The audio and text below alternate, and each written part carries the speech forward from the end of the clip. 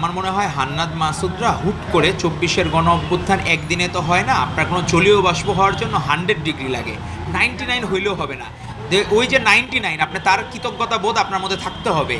একটা বায়ুমণ্ডলে যখন আপনার আমরা মেঘ যে জমে, এর জন্য ট্রপোস্ফিয়ার লেয়ারে একটা নির্দিষ্ট টেম্পারেচার লাগে, তারপরে ওইটা হইলে তারপরে হলো বর্ষণ হবে।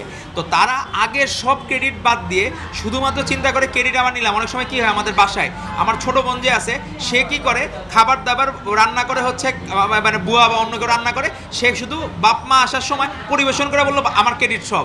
তো বিষয়টা হয়ে গেছে যে হান্নান মাসুদরা আগের সব আয়োজনকে মানে এগুলোকে তিরস্কার তো করতেছে তারা, কারণ ছাত্রদলকে অবজ্ঞা করতেছে। এগুলোকে অবজ্ঞা করে শুধু যদি একা ক্রেডিট নেওয়ার চেষ্টা করে, বাংলাদেশের মানুষ ভালোভাবে নিবে না।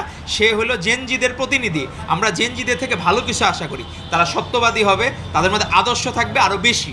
তো এই জন্য আমরা আশা করব তারা তাদের ভুল বুঝতে পেরে, এখন মানুষের কাছে সরি বললে কিন্তু কেউ ছোট হয় না, তো আশা করবো উনি সরি বলে ছাত্র দলের যে অবদান ছিল, প্রকৃত অবদান, আমাদের বেশির দরকার নাই, যতটুকু আমরা স্টেক হোল্ডার ততটুকু বললেই হবে।